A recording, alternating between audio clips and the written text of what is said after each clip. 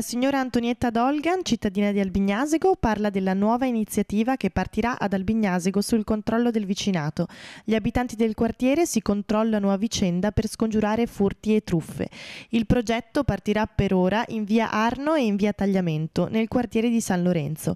È un progetto che nasce negli anni 70 negli Stati Uniti e in Italia è attivo dal 2009. In cosa consiste? Semplicemente nel richiedere al cittadino di avere una particolare attenzione per quello che avviene nelle proprie vie.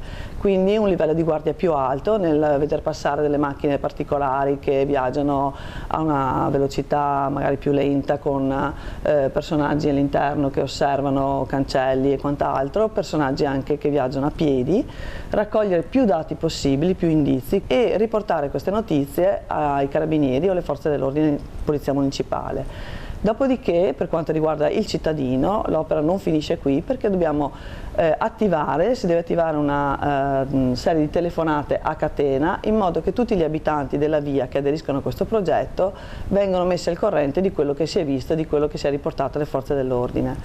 Tutto questo è coadiuvato da dei cartelli stradali che riportano l'immagine di un poliziotto che tiene per mano una famiglia. Questo sta ad indicare comunque che c'è una coesione tra gli abitanti, una solidarietà e una attenzione particolare a chi passa, che quindi anche chi vuole delinquere non passa inosservato. Ai nostri microfoni il sindaco di Albignasego si dichiara orgoglioso delle iniziative spontanee dei cittadini.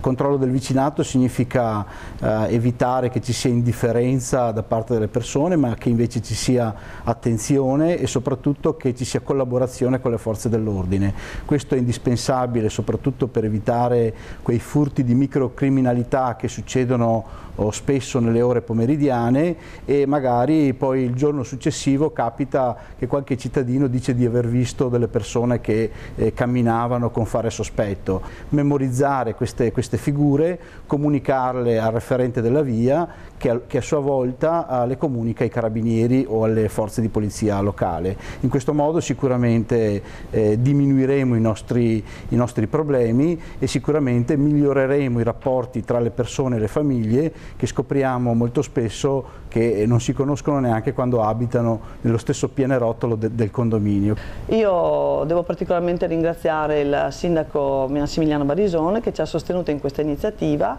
e ci ha dato la possibilità anche di avere appunto i cartelli stradali, che è sono una cosa molto importante per questo progetto.